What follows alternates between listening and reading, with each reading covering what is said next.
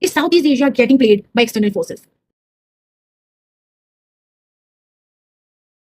Starting with Sri Lanka in 2022, Bangladesh in 2024, Nepal in 2025, there is a lot of commonality between these three countries, starting with economic crisis, extreme youth unemployment, corruption and nepotism, and of course, digital mobilization.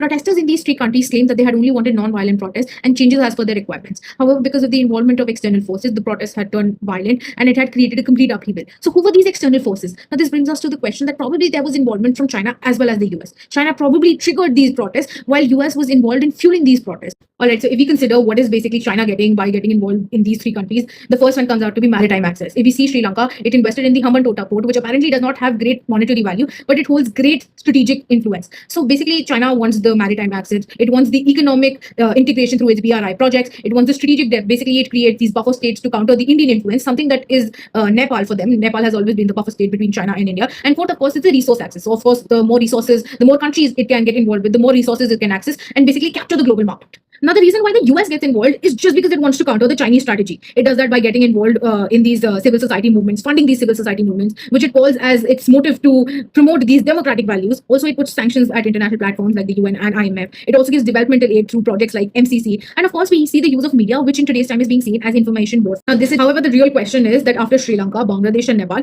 who is going to be their next target? Or should we assume they've already taken their next target and started working on it? Maybe they have their inside players in politics or society. Someone who's trying to topple the government, someone's trying to create social upheaval.